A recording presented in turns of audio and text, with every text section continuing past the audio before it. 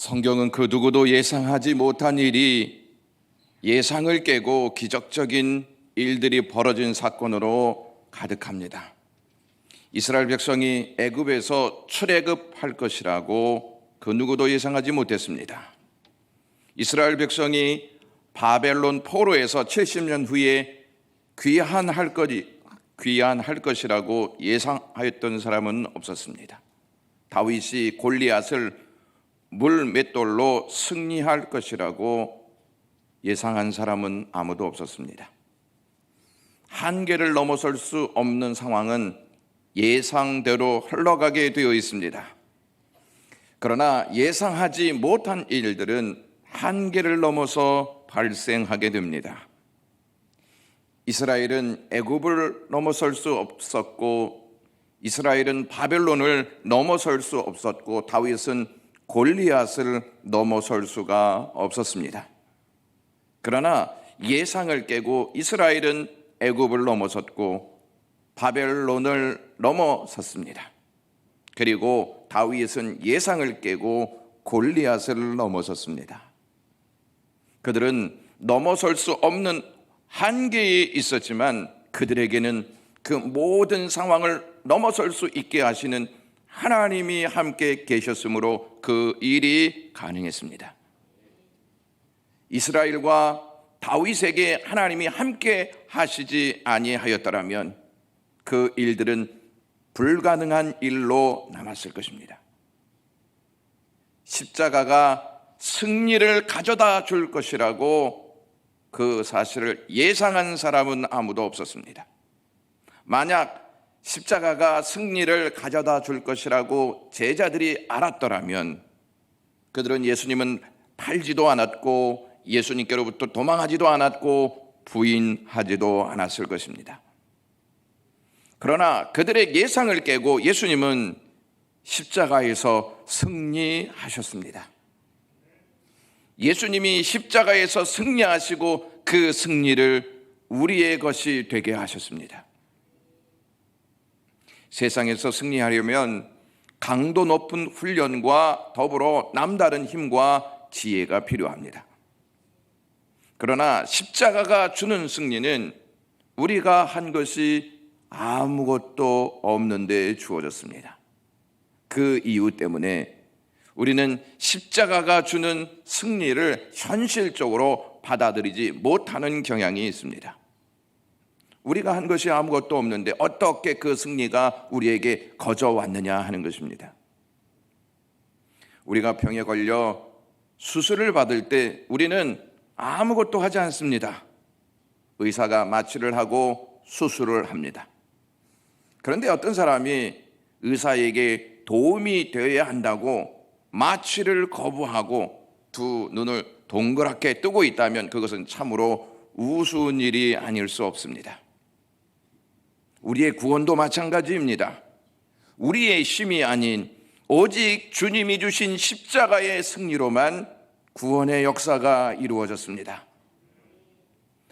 우리의 구원은 참되고 영원한 승리가 보장된 역사입니다. 그 역사는 예수 그리스도가 고난과 함께 십자가에서 물과 피를 흘려서 죽음으로 성취된 역사입니다. 십자가의 승리는 예수 그리스도의 물과 피에서 흘러나오는 능력을 통하여서 나온 것입니다. 예수님의 물과 피가 우리에게 생명의 능력으로 찾아온 것입니다. 아멘이십니까? 참되고 영원한 승리는 가장 연약한 상황과 장소에서 빛을 발하게 되어 있습니다. 예수님은 가장 허름한 장소에서 태어나셨습니다. 가장 황량한 장소인 광야로 나가셨던 것이 예수님의 시작과 공생애의 시작이었습니다. 가장 황량한 장소인 광야로 나가신 예수 그리스도가 마귀에게 말씀으로 승리하셨습니다. 그 승리로 공생애를 시작하셨습니다. 그리고 마지막에서는 가장 연약하게 만들어 죽여버리는 십자가에서 승리하셨습니다. 역사상 딱 한 분만 십자가에서 승리하셨습니다. 그분이 예수 그리스도이십니다. 십자가는 끔찍한 죽음 외에 다른 것을 기대할 수 없게 만드는 형벌입니다. 그것 이외에 십자가에서 승리를 예상하는 일은 말도 안 되는 소리였습니다. 예수님은 예상치 못한 곳에서 승리하신 하나님의 아들이십니다. 40일 금식 후에 광야에서 마귀와 싸워 승리를 기대할 수 없었습니다. 사나운 광풍으로 공포에 쌓였던 제자들이 이제는 다 죽었다 하는 생각뿐 다른 생각을 할 수 없는 상황에 처해 있었습니다. 나사로의 무덤에서 기대할 수 있는 것이 무엇이겠습니까?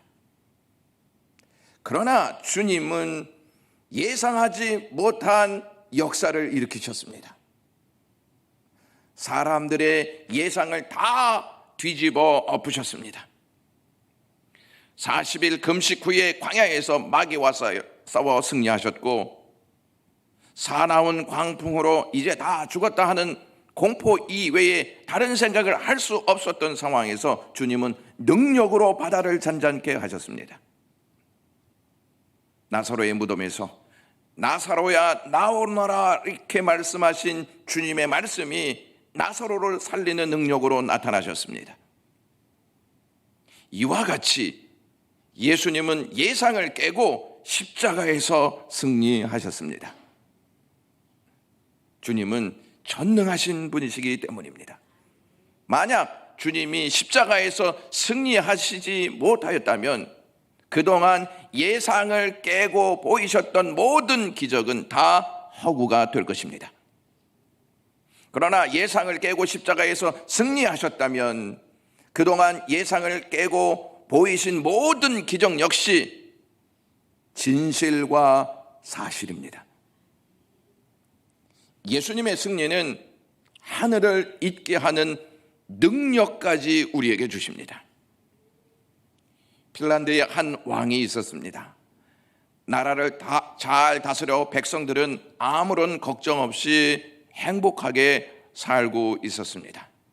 그런데 스라에 오직 공주만을 두고 있었습니다. 그 왕은 고민에 빠졌습니다. 공주의 신랑을 뽑아 대를 잇게 할 생각으로 전국에 사윗감을 구한다는 방을 붙여 놓았습니다. 드디어 공주의 신랑을 뽑는 날이 되었습니다. 전국에서 수천 명의 젊은이들이 몰려왔습니다. 첫 번째 시험은 말타기와 활을 잘 쏘는 사람이었습니다. 이 시험에 20명 정도의 건장한 젊은이가 뽑히게 되었습니다. 두 번째 시험이 있었습니다. 지혜를 시험하는 시간이었습니다. 왕이 한 문제를 그들에게 내주었습니다. 저 높은 하늘과 땅을 잇고 이웃과 이웃을 연결하는 나무를 구해오라. 기간은 100일이다. 이렇게 이야기했습니다. 그러자 20명의 젊은이들은 그러한 나무를 구하려고 제각기 길을 떠났습니다. 그 젊은이들 중 수녀원에서 고아로 자란 존 페로라고 하는 청년이 있었습니다. 페로 역시 다른 청년들과 마찬가지로 가장 커다란 나무를 구하기 시작하였습니다. 그런데 왕이 준 그 시험에 합격할 만한 나무가 무엇인지 찾지 못하였습니다. 그래서 그가 자란 수녀원으로 들어와서 기도를 하기 시작했습니다. 현명한 왕이 되어 불쌍하고 버림받은 이들을 위하여 일할 수 있게 하시옵소서. 하나님, 오랜 기간 기도하였고 기도를 마친 후에 밖으로 나왔을 때 갑자기 떠오르는 생각이 있었습니다. 그렇다, 왕이 요구한 그 나무는 십자가뿐이다. 그래서 이 페로라고 하는 청년이 왕의 사유가 되어서 지혜로운 왕으로 핀란드의 역사를 이끌어 갔다고 합니다. 이 일화가 우리에게 주는 교훈대로 십자가야말로 하늘과 땅을 잇게 하는, 하나님과 인간을 잇게 하는, 사람과 사람을 연결하는 능력 있는 다리라는 것입니다. 하늘과 땅을 연결해주는 십자가야말로 참된 승리의 실체입니다. 참되고 영원한 승리는 세 가지가 충족되어야만 합니다. 첫째는 예수님 자신이 십자가에 못 박혀야 합니다. 마가복음 15장 24절은 그들은 예수님을 십자가에 못 박고 나서 이렇게 말씀합니다. 로마 관습에 따르면 십자가형은 사형수의 그 손과 사형수의 그 발목에 무거운 쇠못을 관통시켜서 못을 박았습니다. 로마 군병들은 예수님께도 그렇게 행하였습니다. 사도행전 2장 23절에 못 박아 죽였으나 라고 하는 말씀이 기록되어 있습니다.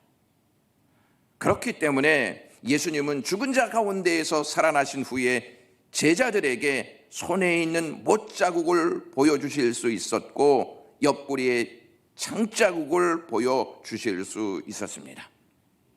이 말씀은 예수님이 실제로 십자가에 달려 돌아가셨다는 말씀입니다. 예수님이 아니면 그 누구도 이 일을 할 수 없고, 누가 이 일을 한다 할지라도 그 사람은 승리를 우리에게 줄 수 없습니다.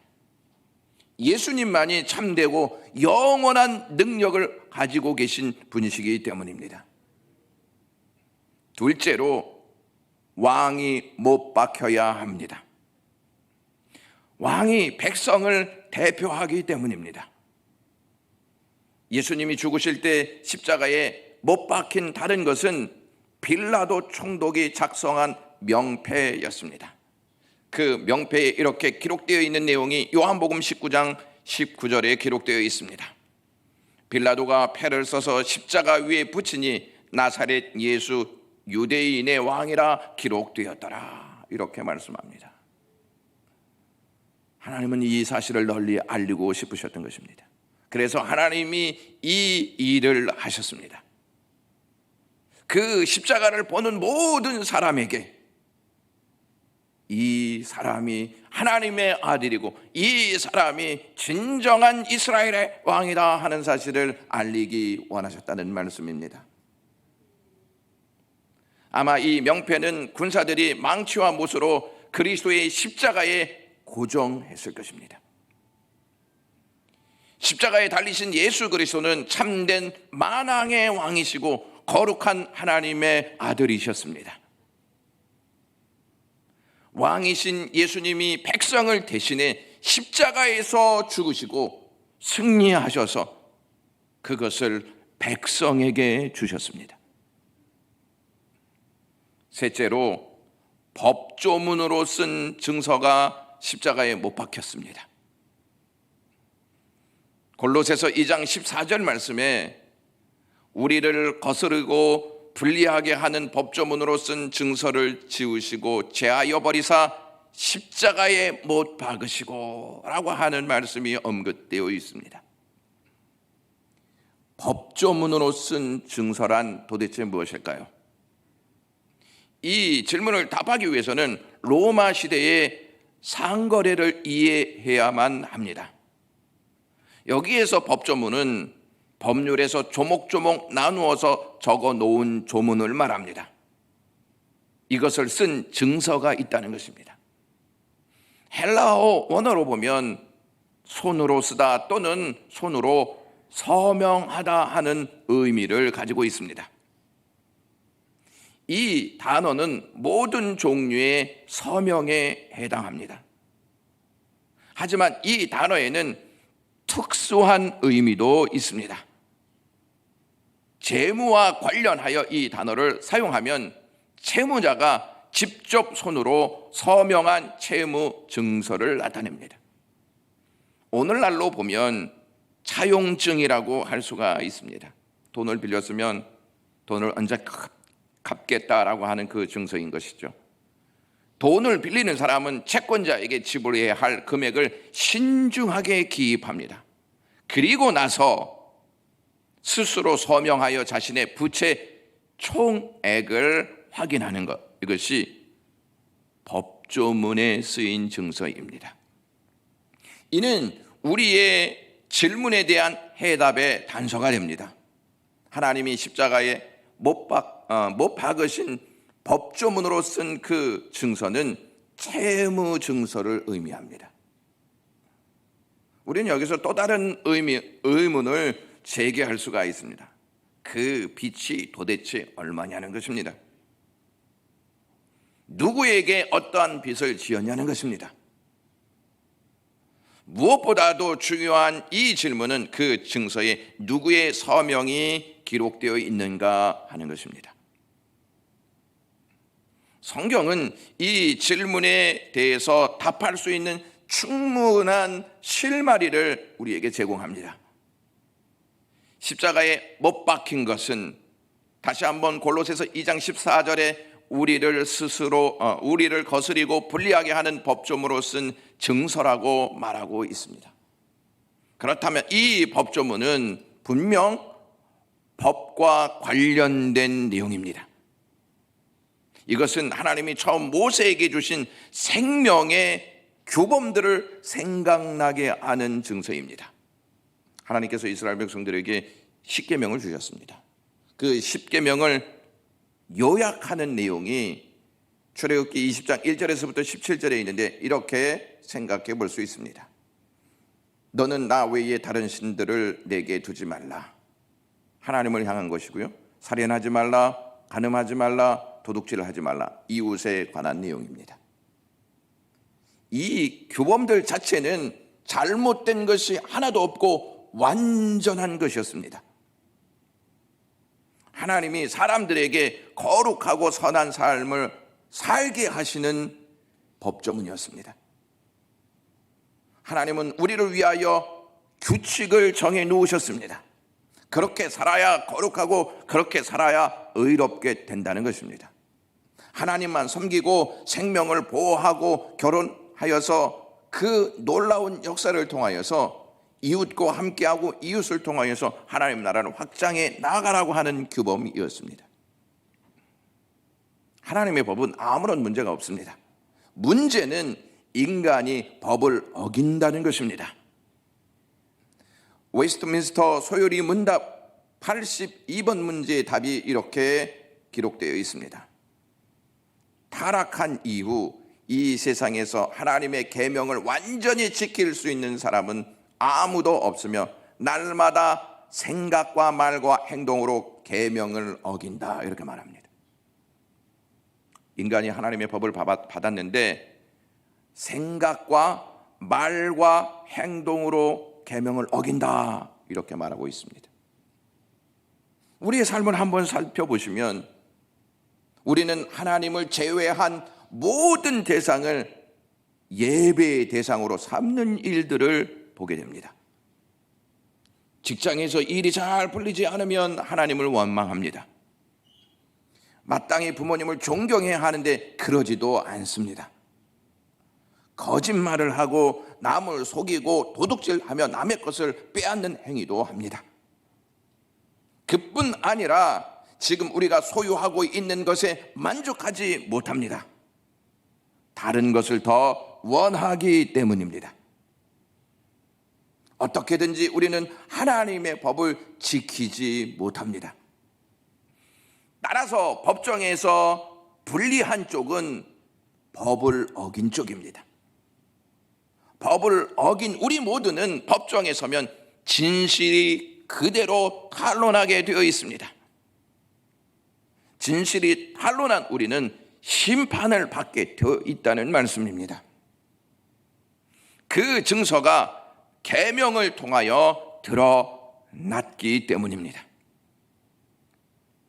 그러므로 성경은 손으로 서명한 증서를 염두에 두고 법조문으로 쓴 증서라고 말한 것입니다.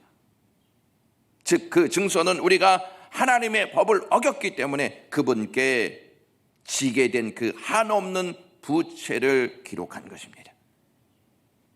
누구에게 빚을 지었냐면 죄를 짓는 사람은 하나님께 빚을 진 것이고 이웃에게 빚을 진 것입니다. 이제 우리는 왜 예수님 자신이 십자가에 못 박혀야 하는지, 그리고 예수님이 왕 되심을 알리는 명패와 함께 못 박혀셔야만 했는지를 알 수가 있습니다. 바로 우리가 하나님의 법을 어기면서 쌓은 제목을 보여주는 증서가 우리를 죄인이라고 말하고 있기 때문입니다. 이것은 우리가 죄로 인해 하나님께 한없는 빚을 진 인생임을 드러내주고 있는 대목입니다. 우리는 이 채무 증서에 직접 서명하였습니다. 모세가 시케엠을 가지고 이스라엘 백성들에게 말하기를 하나님이 주신 법이다 했을 때 우리가 다 지킬 수 있습니다 하고 아멘 했습니다. 서명한 것입니다. 이 법을 어기자 죄가 들어왔고 죄는 사망을 낳게 되어 있습니다. 우리는 스스로 사형 집행서에 서명한 장본인들입니다. 십자가의 승리란 율법을 지키지 못한 우리의 채무 증서를 하나님이 십자가에 못 박으셨다는 말씀입니다. 하나님은 우리를 거스리고 불리하게 하는 법조문으로 쓴 그 증서를 십자가에 못 박으셨습니다. 우리의 채무 증서가 그리스도와 함께 십자가에 못 박히면서 우리의 모든 죄는 용서받았습니다. 우리의 부채는 탕감받게 되었습니다. 14절에서 바울이 언급한 것처럼 하나님은 증서를 지우고 제하여 버리셨다 이렇게 말하고 있습니다. 여기서 지우다라고 하는 이 동사가 완전히 덮다, 씻어내다라고 하는 의미를 가집니다. 이 개념은 우리가 죄를 지어 하나님께 빚진 것들이 완전하게 없어졌다는 뜻입니다. 영국의 맥그레스라고 하는 그 신학자가 이렇게 십자가가 무엇인가라고 하는 책에서 언급하였습니다. 십자가는 승리의 십자가인데 죽을 수밖에 없는 승리의 치명적인 성질을 변화시킬 힘이 있다 이렇게 말했습니다. 죽을 수밖에 없는 인생의 치명적인 성질, 즉 죄를 변화시킬 수 있는 힘이 이 십자가의 능력이 있다 이렇게 이야기했습니다. 십자가의 승리로 죄로 인해 발생한 빚을 하나님이 그리스도와 함께 십자가에 못 박아 버리시면서 모두 탕감받게 되었습니다. 하나님은 예수님이 십자가에 못 박히셨을 때에 우리의 모든 죄를 용서하셨습니다. 그 모든 죄가 그리스도와 함께 십자가에 못 박혔기 때문에 우리는 완전히 깨끗해졌습니다. 이제 빚은 전혀 남아있지 않습니다. 하나님은 그리스도의 십자가에서 단지 죄에 대해서만 승리를 거두신 것이 아니었습니다. 사탄에게도 승리를 거두셨습니다. 사탄은 워낙 오래된 대적이고 십자가는 위대한 승리였기 때문에 하나님은 이 승리를 자신에게만 머물게 하실 수가 없었습니다. 성경은 하나님이 우리 죄를 십자가에서 어떻게 못 박으셨는지 설명한 다음에 골로새서 2장 15절 오늘 본문에 통치자들과 권세들을 무력화하여 드러내어 구경거리로 삼으시고 십자가로 그들을 이기셨느니라 이렇게 선포합니다. 이 구절을 제대로 이해하시려면 고대의 로마 문화를 잘 알고 있어야 합니다. 로마 시대에 전쟁에서 승리를 거두고 돌아온 장군은 도시의 대로를 장엄하게 행진하였습니다. 그리고 군대 행렬 뒤에는 전장에서 사로잡힌 포로들이 따라왔습니다. 승리를 거둔 장군은 자신이 포획한 포로들을 구경거리로 삼게 만들었습니다. 우리가 승리했고 패배한 백성들의 모습이 이러한 실체다 하는 것을 알렸습니다. 전쟁에서 잡혀온 포로는 완전히 승리의 증거가 되었습니다. 하나님은 십자가에서 사탄에게 똑같이 하셨습니다. 사탄은 오랜 세월 동안 하나님께 맞서 전쟁을 벌였던 존재였습니다. 사탄이 하와를 깨어 처음으로 죄를 저지르게 만들어서 에덴 동산에서 천국과 지옥의 첫 전투가 벌어졌습니다. 그 후에 사탄은 하나님의 백성을 더 죄로 이끌어가면서 멸망시키기 위해 노력했습니다. 사탄은 인간이 무력하게 점점 빛에서 허우적거리는 모습을 보면서 기쁨을 감추지 못했습니다. 우리가 하나님의 율법을 어겼기 때문에 하나님께 빚진 것들을 절대 갚을 수 없다는 사실을 알았던 것입니다. 그러나 사탄이 미처 계산하지 못한 것이 하나 있었습니다. 바로 십자가의 승리입니다. 사탄은 예수 그리스도가 십자가에서 죽으셔서 죄에 대해 모든 대가를 치르실지를 몰랐습니다. 예수님이 십자가에 달려 돌아가실 때 우리가 하나님께 진 무한한 채무도 십자가에 못 박혔다는 사실을 알지 못한 것입니다. 사탄은 나중에야 십자가가 하나님의 죽음이 아닌 하나님의 승리라는 사실을 알아차렸습니다. 그러나 이미 때는 늦었습니다. 성경은 하나님이 우리 죄를 십자가에 못 박으시면서 통치자들과 권세들은 사탄과 귀신들을 말합니다. 하나님은 잠시 동안 그들이 하나님의 백성에게 죄의 능력과 권세를 발휘하도록 허락하셨습니다.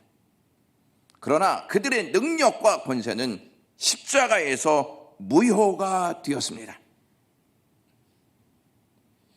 청교도인 매튜 헨리는 이렇게 이야기했습니다. 구세주의 죽음으로 말미암아 악마와 지옥의 모든 능력은 정복되고 무력화되었다고 말입니다.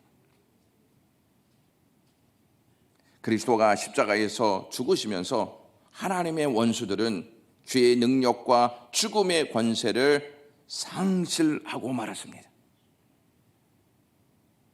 십자가는 하나님의 승리를 알리는 행진이었습니다. 십자가는 하나님이 우리의 빛을 십자가에서 못 박으시고 죄와 사탄을 이기셨다는 사실을 보여주셨습니다. 십자가는 하나님이 거두신 승리입니다. 예수 그리스도가 구원을 주신다는 사실을 신뢰하면 하나님의 승리는 우리의 승리가 된다는 것입니다. 에드워드 킹 목사님이라고 하는 분이 있는데요, 미국의 인종차별주의 모임인 KKK단에 의해서 살해된 아프리카계 평화운동가 제임스 체니라고 하는 분의 장례식에 참여하여서 무슨 말씀을 전했냐면 십자가는 승리합니다 라고 하는 말씀을 전했습니다. 킹 목사님은 KK단이 십자가를 악한 목적으로 사용한다는 사실을 알고 있었습니다. 하지만 그는 그리스도의 승리의 십자가를 다시 한번 장례식에서 선포하였습니다. KK단이 불에 태워버리는 십자가는 십자가가 아닙니다. 참된 십자가는 하나님의 아들이신 예수 그리스도의 피가 묻어있는 갈보리의 십자가입니다. 하나님은 우리 모두를 위해서 자기 아들을 보내셨습니다. 우리는 바로 그 십자가를 따릅니다. 그 십자가는 승리를 의미합니다. 이렇게 선포했습니다. 사탄에게 또 죄에 하나님의 법 앞에 패한 우리에게 임할 것은 심판밖에 없었습니다. 이 예상을 깨고 예수님이 십자가로 우리에게 승리를 가져다 주셨습니다. 우리에게 예상치 못한 역사가 이루어졌습니다. 십자가로 모든 이길 수 있는 능력이 생겼다는 것입니다. 주님의 십자가 없이 사는 인생이 패한 인생입니다. 패한 인생은 심판에 굴복하게 되어 있습니다. 십자가의 능력만 승리한 인생이 되는 줄로 믿습니다. 기도하겠습니다. 하나님 고맙습니다. 우리에게 십자가의 능력을 알게 하셔서 고맙습니다. 이 십자가의 능력이 우리의 능력 되게 하셔서 고맙습니다. 이 십자가의 능력을 가슴에 품고 살게 하시고 이 십자가로 우리의 삶을 능히 이길 수 있게 도우시옵소서. 예수님의 이름으로 기도드리옵나이다.